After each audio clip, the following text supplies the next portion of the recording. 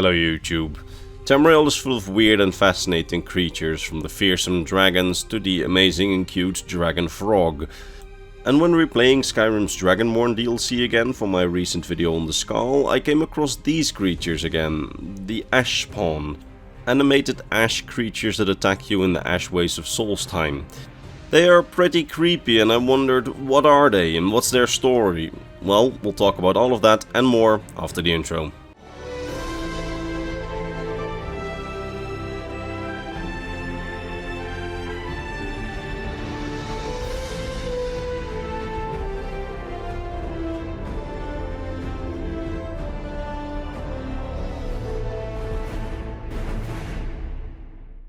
So, the Ash Spawn. Ash Spawn are enemy creatures that we encounter while exploring Solstheim in the 4th era, and they are creepy looking creatures with bodies made out of hardened ash, volcanic rock and the bones of dead mortals imbued with mysterious power.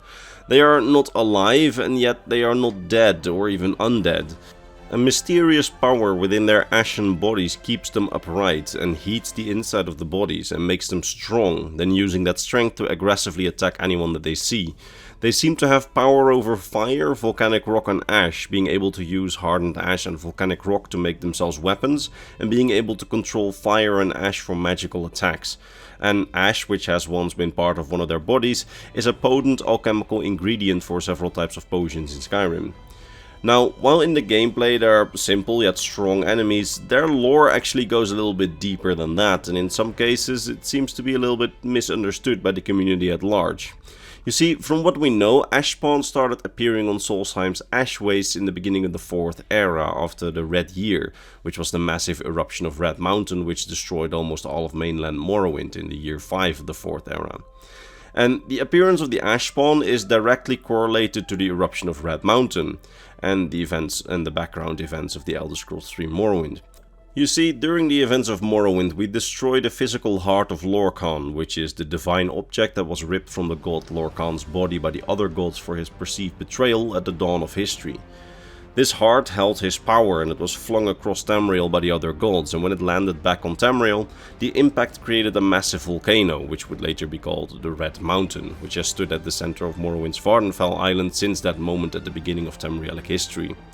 From that moment on, when the heart had landed there, millennia passed, and eventually the heart was found by the Dwemer, who wanted to use its power to make an artificial god, but they were stopped by the Chimer, which were the golden-skinned ancestors of the Dunmer, in the so-called War of the First Council, after which all of the Dwemer disappeared. And when the Dwemer were gone, 3 of the Chimer, so Tasil, Vivek and Almalexia, then used the power of the heart to become Morrowind's tribunal of living gods, after defeating Thorin Dagoth, the guy who would later become Dagoth-Ur, who had also used the power of the heart to give himself godlike powers, and whose return makes him the antagonist of the Elder Scrolls 3 Morrowind. Now, in order to stop him in the game, we destroy the heart and rendering him mortal, along with the rest of the tribunal. Now, Dagoth-Ur being stopped and the tribunal becoming mortal set in motion the chain of events which would eventually lead to the largest eruption of Red Mountain in known history in the early 4th era, which became known as the Red Year. Now, the events of the Red Year destroyed much of the Morrowind that we knew, but something else happened as well when Red Mountain erupted, an unforeseen and unexpected consequence. You see, the heart of Lorkhan, being the divine essence of a literal god, was a bit of a strange thing. Talk about understatements. And it's been implied that it could not only give life and restore life and give godlike powers, it also affected all things around it, although more slowly and unintentionally than in cases where people actually took its power consciously through rituals and the like.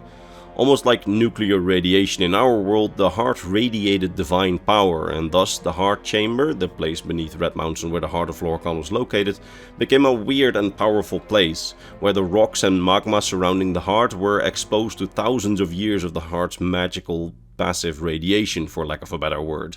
And when the Red Mountain violently erupted in the Red Year and threw ash and magma all across northeastern Tamriel, much of the heart chamber was destroyed, and much of the magma and volcanic stone which had once surrounded the heart of Lorkhan and had been exposed to its power were also thrown up in the eruption.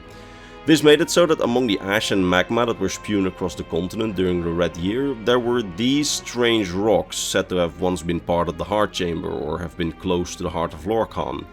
When excavated, those who know about them call them heart stones, and within them there's a faint echo, just the tiniest spark of the power of the Heart of Lorkhan, as these stones had been exposed to its radiating power for literal eons, and thus a trace of its immense power could still be found within these rocks.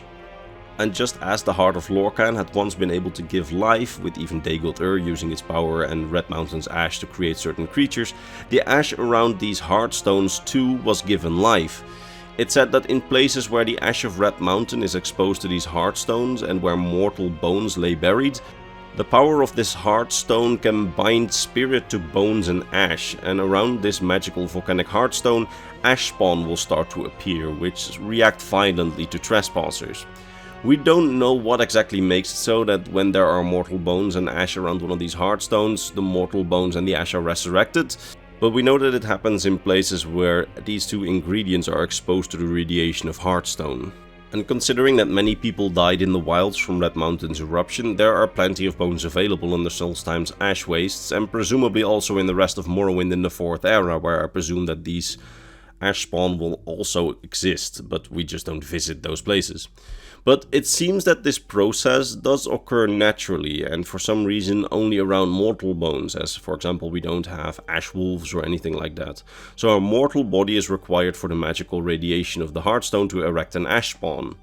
Now, we don't know why the energy emanating from the Heartstone makes these creatures so innately violent. However, an interesting theory that I read by Reddit user Dagon Party states that it's likely that many of the souls of those mortals who were killed by the eruption of Red Mountain may actually still be lingering in pain and suffering on the ash wastes, and it is this pain and suffering which gives the ash spawn its violent rage.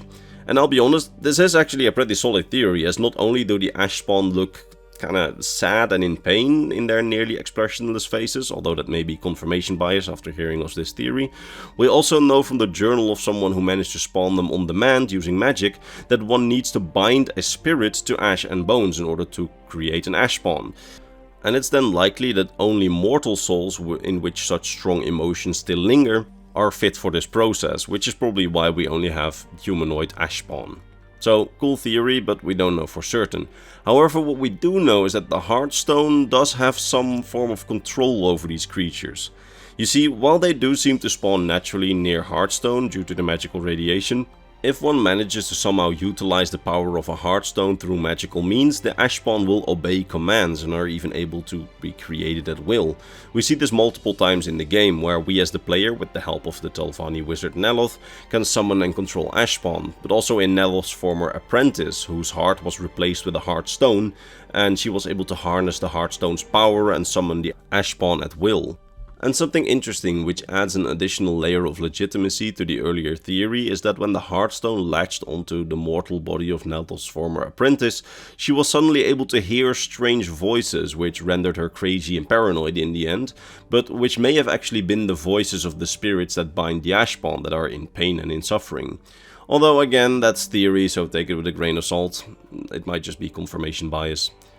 That apprentice though, her story is quite interesting, because Neloth, as only a crazy Telvanni wizard could come up with, decided to surgically replace his apprentice's heart with a piece of Heartstone to see what happened, and this put her in a state of constant pain, and the earlier mentioned voices would drive her crazy.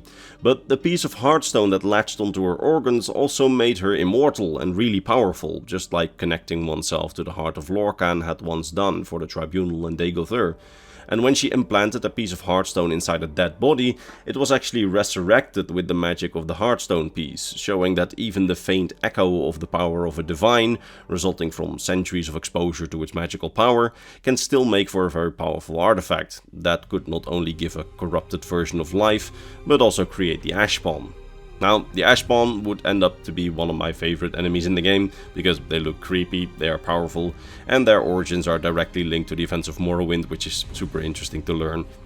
However, that's basically all I can say about the ash spawn, and I sincerely hope that you enjoyed this video and that I managed to teach you something new about the Elder Scrolls lore today. And if I did, why not like the video and, you know, give it a hype boost or whatever, or maybe subscribe, whatever floats your boat. And now it's time to end the video and thank my top Patreon subscribers: Goblark, Bernardo Binda, Gabriel Binda, Volcure of Argonia, Kalakrantz, RB Dash, Lexicon, Polycom, Sir Otter, Sword of Bushido, Rakai, Spaceman, James Lynch, Paradermas, and Mr. Christmas. It's thanks to these people and all the others on screen who are my wonderful Patreon subscribers and YouTube members who keep this channel afloat and put me in the position to make these videos in the first place. So, huge thanks to them, and I will see all of you in the next Elder Scrolls Lore video. Hopefully next week. Bye bye.